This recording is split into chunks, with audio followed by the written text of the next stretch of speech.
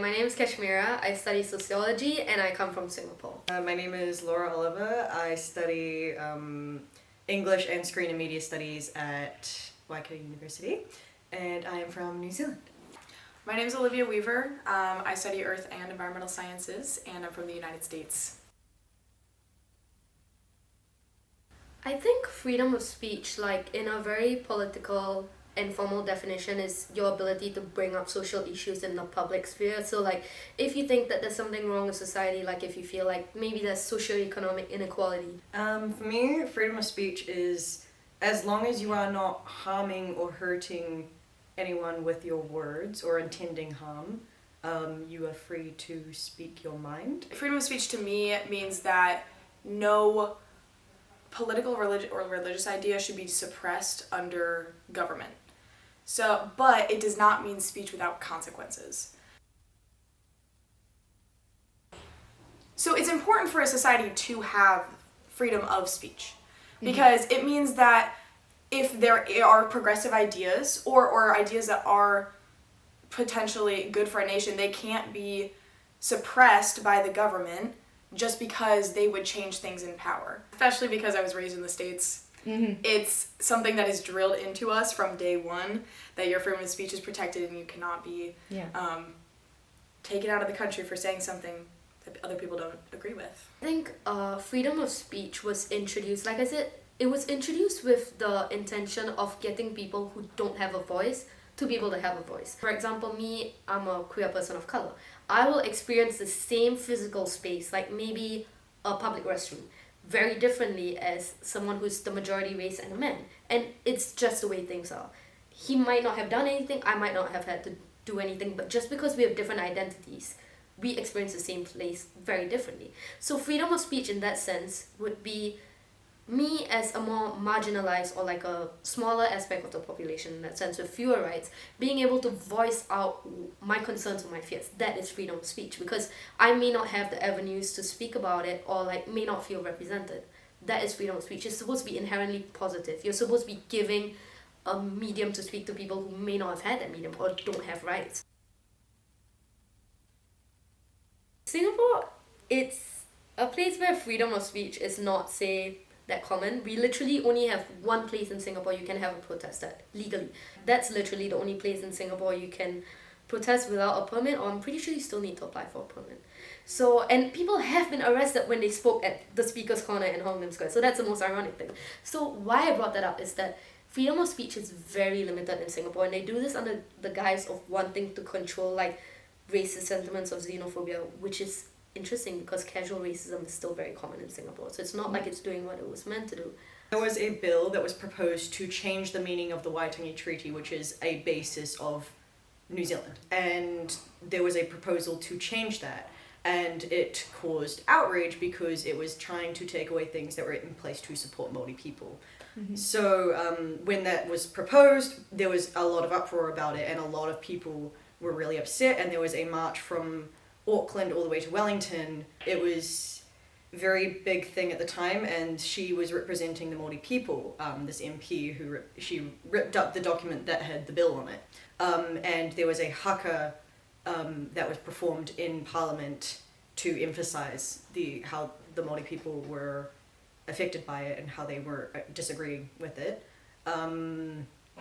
And she got a lot of ridicule online. So there was a lot of hate about that and a lot of ridicule that she received from that, which I think falls under the category of a violation of freedom of speech. Because she was using her freedom of speech, and she was being ridiculed by other people who assumed that they were also using their freedom of speech when in fact they were not.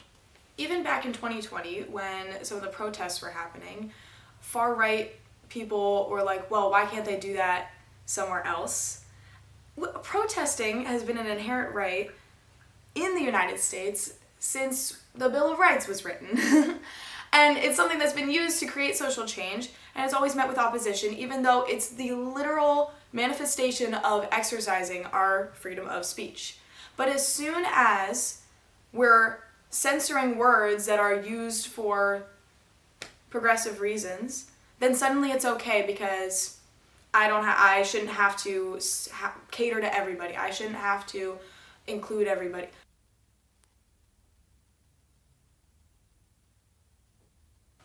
There's a huge double standard about what should be and shouldn't be considered freedom of speech. Because now, with that list of words that's being now censored from documents, it's making it harder to be descriptive and to get things done, which is literally just slowing things down and making everybody confused. Banning the usage of a word in government documents is not going to make anything easier by any means. And it's only things that the far right considers to be a threat. And I don't see how anybody can sit there and say that it's not suppressing the voices of minorities when it's literally written down like, oh, you can't say LGBTQ. How is that making progress? Because my degree is sociology, we talk a lot about social issues, and so far, like, based on what you're saying, what I've seen is that it's a very interesting case in America. It's really ironic because you'll have people on the far right, like people who want things to be conservative in that sense, they will be very touchy around terms like maybe abortion, and they will claim a lot of things like they want to separate the religion and the state. They claim that they want to make this distinction, but in the same vein, these are the same people that are supporting like people standing outside of abortion clinics and like traumatizing the youth who are just trying to seek healthcare. I think it's a very unique case in the sense that they want to censor the terms, and at the same time they are manipulating the terms. So I think what they're doing is they're basically censoring the usage when you're trying to get help, but they are using it to like spread their own ideology. So it's okay when I use the term abortion when I'm saying that, oh, you should not have the right to your own body, but it's not okay when you want to use it in a legal context of saying I should have the right to decide what I want to do with my body. But to them, freedom of speech, when they say they should be able to talk about it, is basically to take away the freedom from other people. They want to be able to talk about these topics in a way that endangers people who already don't have rights. So that is their definition of freedom of speech. They're just expressing opinions which they think is valid, but to the masses, freedom of speech is their ability to express autonomy over themselves. So they just have very contrasting approaches to freedom of speech, in my opinion. So with that specific example, they are promising freedom of speech to one specific group of people and taking it away from another group of people. Freedom of speech is meant to be able to allow everybody to express themselves. And it's not meant to hate on people who are expressing themselves. And I think people confuse it with giving them the right to say anything. The common saying that I always hear from my uncle and my grandpa is, you can't say anything anymore. The woke left are just, they're too sensitive. They care too much about the little things. But what they don't understand is that language is power. Language is how we interact with other people, and it's always evolving. So why wouldn't we want to evolve with it? It's important to understand that like freedom of speech isn't just being able to like run your mouth. It was meant to be about equality, but it's not about that anymore. So recognizing that it's changed in society and being critical about what you're seeing or what you're hearing from like those political parties, it's important so that you can be an informed citizen. I really don't think the solution is to turn off the news. It's not going to help anybody.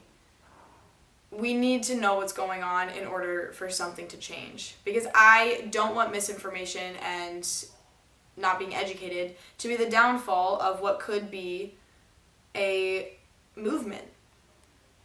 I want to stay at least a little bit informed so that I can know what's going on, form an opinion, and know how to have constructive conversations about it. I'm not perfect at it, but it's my hope for myself.